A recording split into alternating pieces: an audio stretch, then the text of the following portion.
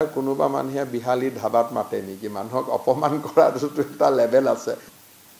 এটো যদি কোনোবা এজন ৰজাৰ লৰা নহলেতেন সাধাৰণ পলিটিচিয়ান এটো শব্দ কবই নোৱাৰে আৰু মইতো আপোনালোককো কম যে সাধাৰণ পৰিয়ালৰ পৰা মানুহ সাধাৰণ পৰিয়ালৰ পৰা নেতাবিলাকক ফোকাস কৰক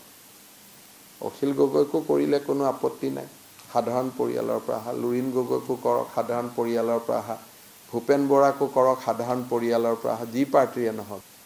কংগ্ৰেছৰ ক্যান্ডিডেট জনে পোৱা ভোট কেটাওটো বিজেপিৰ ভোট মই যদি আৰ্গুমেন্ট কৰো কাৰণ তেওঁ আগদিনাখনলৈকেটো বিজেপিতে আছিল অখিল গগৈ ডাঙৰীয়াৰ কথা কৈছে তেওঁটো ইলেকশন খেলিব যোৱা নাই তেওঁ প্ৰেছাৰ ক্ৰিয়েট কৰিব গৈছে কংগ্ৰেছক যাতে অহা ইলেকশনত বেছি সিট পাও হেকাৰণে আমাৰ শুভেচ্ছা আছে এনেকুৱা কথা ইলেকশনৰ ৰিজাল্টৰ পিছত জিকা হাৰাটোৱে হয় আপুনি জিকিলে বা হাৰিলে তাৰ আৰু বেলেগ এতিয়া মই ঝাৰখণ্ডক লৈ 10টা কথা ক'ব গলে কেনেকে হ'ব হাৰিছো ৰাতিপুৱাই মই টুইট কৰি দিছো যে আই একসেপ্টেড দা ডিফিট এন্ড বাও বিফৰ দা পিপলস মেন্ডেট সো যি সকলে নিজকে প্ৰজাতকৈ ওপৰ বুলি ভাবে তেওঁলোকে ইমান ভোট পালো ইমান নাই পোৱা ইমান পোৱা মুঠতে যেনে তেনে মই হাৰা নাই হেতু প্ৰমাণ কৰিব চেষ্টা কৰে হেতু হল এটা ৰাজকীয় ফিলিংস যে মই মুক কটো হৰুৱাব নোৱাৰে হাৰাৰ মাজতো মই জিকিছো কিন্তু আজি মই এটা নিজে টুইট কৰিছো যে हम असफल हुए और असफलता ही हमारे सफलता का आगे में बुनियाद होगे लेकिन মই এটো কোৱা নাই নে মই তাতো সফল হৈছো মই ক্যাম্পেইন কৰা সিট কেটা জিকিছে মই অমুক কৰা জিকিছে তেনেকে মই ঝাৰখণ্ডত ক'ব পাৰো যে মই অমুক কৰিছিল গুটে কেটাতে মোৰ ভাল হৈছে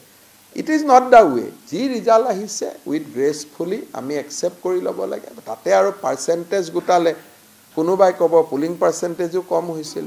কোনোবাই কব যে আপোনাৰ নিজৰ ক্যান্ডিডেটে নাছিল ৰাতি ৰাতি আপুনি বিজেপিৰ পৰা ক্যান্ডিডেট হাইজেক কৰি লৈ গৈছিল আৰু 10 জনে 10টা কথা কব ন কংগ্ৰেছৰ ক্যান্ডিডেট জনে পোৱা ভোট কেটাওটো বিজেপিৰ ভোট মই যদি আৰ্গুমেন্ট কৰো কাৰণ তেওঁ আগদিনাখনলৈকেটো বিজেপিতে আছিল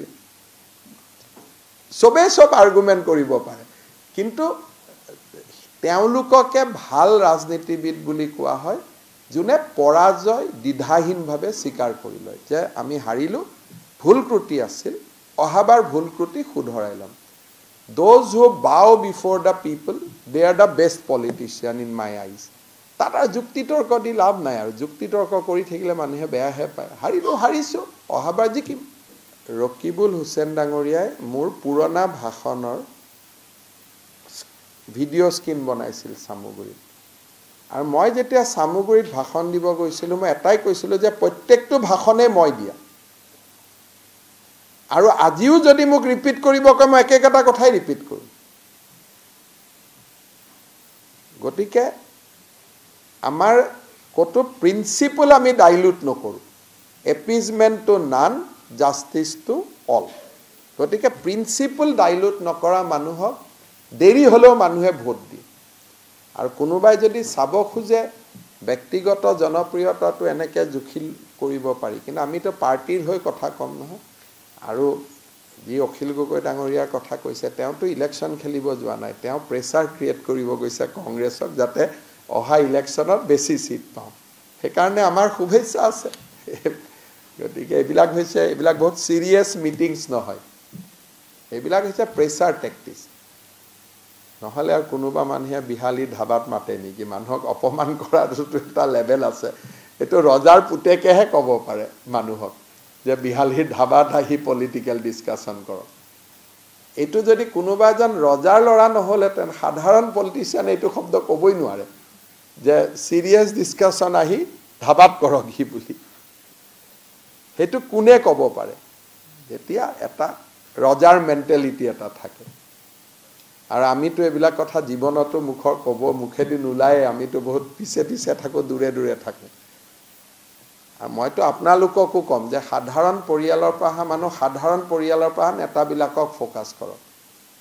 অখিল গগৈকো কৰিলে কোনো আপত্তি নাই সাধাৰণ পৰিয়ালৰ পৰা লুৰিন গগৈকো কৰক সাধাৰণ পৰিয়ালৰ পৰা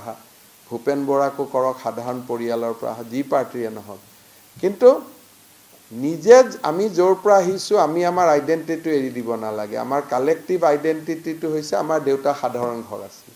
সেই কালেক্টিভ আইডেন্টিটিটো আমি এৰি দিব না লাগে কোনেও এৰি দিব না লাগে সেইকাৰণে মইতো ৰজা তজা আহিলে ওচৰতো গৈ নাচাওঁগৈ, দূৰে দূৰে থাকোঁ।